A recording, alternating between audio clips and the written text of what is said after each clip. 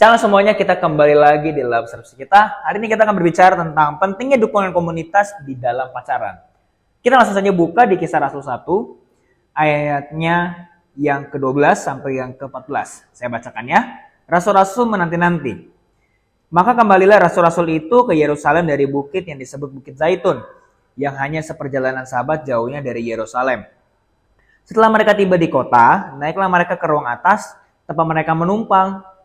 Mereka itu ialah Petrus dan Yohanes, Yakobus dan Andreas, Filipus dan Thomas, Bartolomeus dan Matius, Yakobus bin Alfius, dan Simon orang Zelot, dan Yudas bin Yakobus.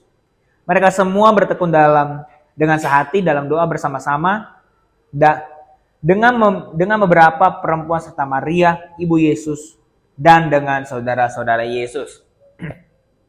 Pentingnya sekali untuk kita didukung oleh komunitas. Komunitas di sini saya bicara tentang gereja, ya, karena komunitas itu banyak di luar sana, tapi saya fokusnya ke dalam gereja, khususnya dalam komsel. Kenapa penting sekali didukung oleh gereja atau komunitas seperti komsel misalnya, supaya kita itu ketika kita pacaran kita bisa terjangkau, kita bisa curhat. Memang yang menjalankan kalian berdua, tapi ingatlah, lingkungan itulah yang akan mendukung kalian untuk tetap bersama ataupun kalian tidak bersama. Misalnya mungkin ada satu cowok yang dia suka banget dengan satu cewek. Cewek itu sulit sekali untuk didapatkan karena memang dia itu adalah orang yang bisa dikatakan mungkin kalau di kampus dia seperti salah satu wanita yang cantik. Dia pengen dekat itu sulit. Gimana caranya? Dia dekatlah dengan orang-orang di sekitar si cewek ini. Entahkah itu teman dekatnya, sahabatnya, dan lain sebagainya. Sehingga dia sudah mendapatkan dukungan di lingkungannya si cewek ini. Sehingga lebih mudah dia untuk mendapatkan si wanita ini. Saya bukan memberikan tips untuk mendapatkan wanita. Belum tentu itu juga berhasil. Tapi kurang lebih gambarannya seperti itu. Ketika kalian didukung oleh lingkungan kalian, maka akan sulit sekali untuk kalian dapatkan. Maka akan sulit sekali untuk kalian pisah jika kalian sudah pacaran. Apalagi mungkin kalau di antara kalian yang memang sudah dikenal, orang-orang di sekitar kalian mengenal baik bahwa kalian itu memang cocok, tiba-tiba berapa tahun kemudian kalian tidak jadi. Mungkin ada beberapa orang yang akan berpikir, ya sudah gue duga. Atau mungkin ada yang kayak, aduh sayang banget kenapa dia bisa kayak gitu, hanya sekedar mengeluh, hanya sekedar dia mungkin sabar ya, pasti ada yang lebih baik lagi. Tapi ada orang yang akan berpikir, aduh sayang banget kalau mereka nggak bersama. Pasti ada orang-orang tertentu yang seperti itu. Nah, kita belajar dari para rasul ini, sekalipun rasul-rasul ini tidak ditulis bahwa mereka sedang ngomongnya pacaran, tapi kita bisa belajar bahwa kembalilah rasul-rasul itu ke Yerusalem. Artinya adalah ketika kita pengen mendapatkan sebuah hubungan, apalagi pacaran kita pengen teguh, adalah di mana kita tetap kembali dari mana kita berasal. Maksudnya apa? Misalnya begini, misalnya kalau kalian punya teman, udah deket sekali, tiba-tiba kalian pacaran, kalian lupa dengan teman kalian. Jangan sampai seperti itu. Ada orang yang seperti itu, dia lupa diri. Tapi ketika dia nanti sudah putus, ketika dia nanti sudah tidak bersama dengan pasangannya lagi, dia kembali ke tempatnya lagi. Dia kembali ke kelompoknya, ke tempat teman-teman dia, tongkrongan dia. Dan ternyata semuanya sudah berbeda. Karena dia sendiri yang berubah. Jangan seperti itu. Saya bilang begini bukan berarti tidak akan ada perubahan ketika kita mendapat pacar. Pasti ada perubahan. Pasti waktu kita dengan teman-teman kita, dengan mungkin orang di sekitar kita, pasti akan berkurang karena kita sudah punya pacar. Pasti. Tapi bukan berarti kita meninggalkan lingkungan kita, terutama gereja. Jangan sampai karena kita punya wanita, punya laki-laki, kita lupa akan komsel kita.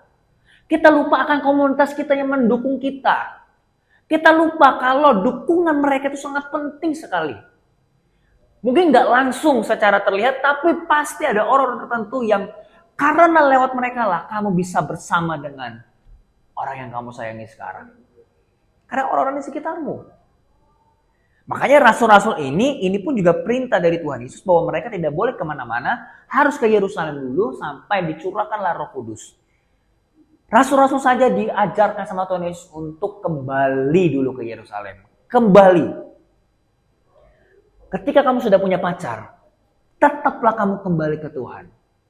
Tetaplah prioritaskan Tuhan Yesus. Tetaplah kamu ikut namanya komsel atau my group di tempat saya. Tetaplah ikut. Tetaplah mengikuti segala kegiatan di gereja. Tidak harus semua, setidaknya yang memang itu membuat rohanimu bertumbuh. Bahkan kalau bisa berdua. Tetaplah ikut, tetaplah kembali. Jangan lupa kepada orang yang sudah berjuang untuk kamu. Jangan karena ada satu cewek ini, satu cowok ini, kamu lupa sama orang-orang yang di sekitarmu. Jangan sampai. Apalagi komunitas. Pasti ada orang tertentu, khususnya dalam komsel yang sudah berjuang, yang sudah mungkin mendoakan kamu, atau mungkin kamu ada ketua komsel kamu, dia sudah mendoakan kamu dituntun supaya pacaranmu bagus dan lain sebagainya, tapi kamu lupa sama Tuhan. Disitulah cikal bakal kamu akan jatuh. Mungkin nggak langsung jatuh, tapi lama-kelamaan kamu akan merasakan, kok sekarang udah beda ya pacarannya. Pasti ada perasaan yang berbeda. Itulah penting kita didukung oleh komunitas. Bukan berarti kita mengikuti apa yang dikatakan semua komunitas itu. Gak boleh sama ini, gak boleh sama itu. Kita selalu mendatangkan orang, tidak seperti itu. Kita bisa memilih. Tapi percayalah, ada 90% orang, kalau di sekitarmu mengatakan hal yang sama, berarti ada yang salah dengan dirimu. Kalau misalnya ada 1-2 orang yang berkata kamu itu orangnya Judas, cuma 1 orang dibanding dengan ada di situ misalnya ada 10 orang, jangan dipercayai. Tapi kalau sudah ada 9 orang dari 10 orang yang mengatakan kamu Judas, kamu bertobat. Kamu dengarkan. Jangan tetap merasa bahwa kamu itu hebat. Itulah maka kembali rasul-rasul itu ke Yerusalem dari bukit yang disebut Zaitun. Yang hanya seperjalanan sahabat jauh dari Yerusalem. Coba ketika mereka kembali aja ada sebuah perjalanan, ada sebuah proses. Nah demikianlah ketika kita pacaran, dukungan itu adalah proses. Kenapa mereka bisa mendukung dirimu? Karena mereka melihat ada proses di dalamnya. Mereka melihat kamu itu sangat berjuang untuk mendapatkan si dia. Mereka melihat bahwa kamu itu serius untuk supaya kamu bisa sama dia. Ada sebuah perjuangan di dalamnya. Sama seperti halnya kalau kamu pengen mendapatkan persetujuan dengan orang tua. Kalau kamu emang sudah mau ke jenjang pernikahan, kamu harus membuktikan bahwa kamu serius. Pasti ada prosesnya. Mungkin dari pertama kita ngobrol dengan orang tuanya, mungkin sering-sering main ke rumahnya, atau nanti ke rumahnya nanti kamu bisa sering ngobrol dengan orang tuanya, atau mungkin dengan saudara-saudaranya yang lain. Itulah proses sehingga kamu akan didukung. Jadi kalau kita pengen didukung, kita harus mau di dalam proses itu. Rasul-rasul ini ketika dia pengen mendapatkan pencurahan dari Roh Kudus, dia harus mengalami proses untuk masuk ke dalam Yerusalem. Dari Bukit Zaitun sampai ke Yerusalem. Bayangin dari bukit dia harus turun. Demikian juga proses itu nggak harus selalu naik. Ada naik dan turun. Yang jelas adalah kita pasti akan naik. Tuhan itu membawa kita bukan begini. Atau bukan begini. Tapi Tuhan membawa kita itu begini. Naik turun, tapi lama-lama naik. Ada sebuah penyertaan di dalamnya. Ketika dukungan itu terjadi. Komselmu mendukung kamu. Komunitasmu mendukung kamu. Percayalah. Garansi sudah ada di tanganmu. Tapi harus ingat. Ketika kamu memang sudah serius dengan dia, ketika kamu putus, itu pun juga ada konsekuensinya.